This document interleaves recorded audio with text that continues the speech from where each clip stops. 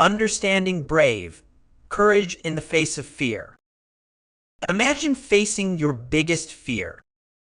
Your heart races, but you step forward anyway. That's what it means to be brave. Today, we're learning about this powerful word that describes courage in the face of danger or difficulty. Word type. Brave can be used as an adjective to describe a person or action, and as a verb meaning to face or endure something challenging. Meaning, brave means ready to face and endure danger or pain, showing courage and not afraid. Word history. The word brave comes from the Italian word bravo, which originally meant bold or wild.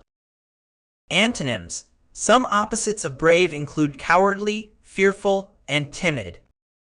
Synonyms. Words similar to brave are courageous, valiant, and daring. Examples used in sentences.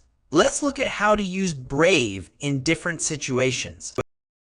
The brave firefighter ran into the burning building to save a child. It was brave of her to speak up about the injustice she witnessed. He had to brave the storm to get help for his injured friend. Common errors in use. One common mistake is confusing brave with bravery. Remember, brave is an adjective or verb, while bravery is a noun.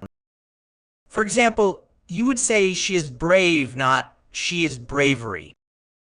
To recap, brave describes someone who faces danger or difficulty without fear. It can be used as an adjective or a verb and comes from an Italian word meaning bold.